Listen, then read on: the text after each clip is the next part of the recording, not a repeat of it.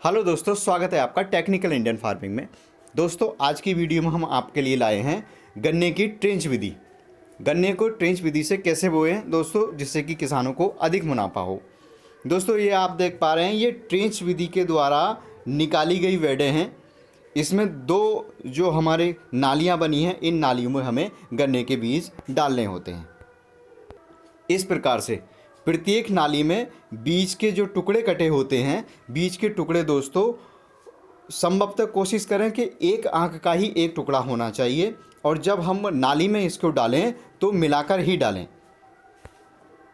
और दोस्तों, एक आंख का यदि हम बीज बनाते हैं तो एक आंख के बीज में दोस्तों हमें ये बेनिफिट होता है, क्योंकि इसमें कल्ला निकलने की संभावना अधिक होती है। यह बीज की मात्रा खराब होने से बचाता है।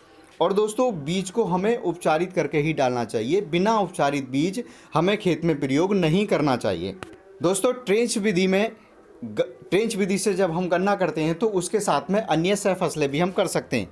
दोस्तों, हम इसमें गेहूं की फसल भी आप कर सकते हैं। जैसे आप देख रहे हैं, यहाँ हमारा गन्ना लगा है डबल बेंच में, ठीक है दोस्तों। और जो बीच में बेड बचता है, उस बेड पर हम गेहूं की फसल कर सकते हैं दोस्तों। और भी अन्य फसल इसमें हम दोस्तों मटर की फसल भी कर सकते हैं दोस्तों। हम चने की फसल भी कर सकते हैं, आलू की फसल भी कर सकते हैं, बंद गोभी भी कर सकते हैं दोस्तों, फूल गोभी की फसल भी कर सकते हैं। और भी अन्य कई प्रकार के हम गन्ने के साथ ट्रेंच विधि का जो गन्ना बोते हैं उसके साथ में हम सह फसलें कर सकते हैं। दोस्तों, गन्ने के बीज को चाहिए कि हम जब गन्ने का बीज का चयन करें तो गन्ना पूरी तरह से स्वस्थ होना चाहिए और ठोस होना चाहिए। सूखा हुआ या गला सड़ा हुआ गन्ना हमें बीज में प्रयोग नहीं करना है दोस्तों। बीज के हमें छोटे छोटे ही टुकड़े बनाने हैं। जैसे मैंने बताया पीछे भी कि हमें कोशिश ये करनी है दोस्तों कि एक आंख का ही हमें बीज का टुकड़ा बनाना है दोस्तों। अब इसे हम डबल लाइन में भी बो सकते हैं दोस्तों, और सिंगल लाइन में भी हम इस तरह से सिंगल लाइन में भी इसका प्रयोग कर सकते हैं, और दोस्तों डबल लाइन में भी हम इसका प्रयोग कर सकते हैं। परंतु डबल लाइंस का जो ट्रेंच विधि से गन्ना होता है उसकी पैदावार कहीं अधिक होती है दोस्तों। तो आजकल जो प्रचलन है वो ट्रेंच विधि का ज़्यादा हो गया है। और दोस्तों, गन्ना बोने से पहले हमें चाहिए कि हमारा खेत पूरी तरह से समतल होना चाहिए।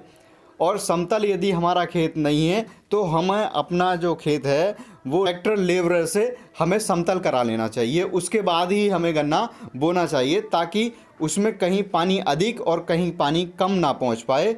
पूरे खेत में या सारे के सारे खेत में पानी एकदम बराबर जाए। दोस्तों, यदि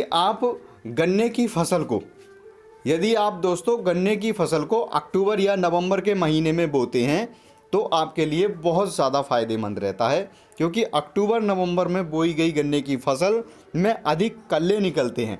अधिक कल्ले निकलने के कारण हमारा उत्पादन भी अधिक होता है, जिससे हमें बहुत ज़्यादा बेनिफिट होता है। दोस्तों, लेट गन्ना बोने से बचना चाहिए। ज़्यादातर मई या जून का गन्ना कम बोना चाहिए। और दोस्तों, गन्ने की हमें कम से कम 2 बार बंधाई अवश्य करानी चाहिए। दोस्तों, कुछ किसान ये गलती करते हैं कि वो साल में सिर्फ एक ही बार गन्ने की बंधाई करते हैं, और उस कारण उनके गन्ने की लंबाई कम बढ़ पाती है, और जैसे ही आंधी और बरसात आती है तो गन्ना गिर भी जाता है। तो दोस्तों, गन्ने में लगने वाली बीमारियां तथा उनसे निजात के लिए हम अगला वीडियो बनाएंगे। ठीक है दोस्तों, आज के वीडियो में इतना ही। दोस्तों, यदि वीडियो आपको अच्छी लगी हो तो वीडियो को लाइक करें। यदि आप चैनल पर नए हैं तो चैनल को सब्सक्राइब करें।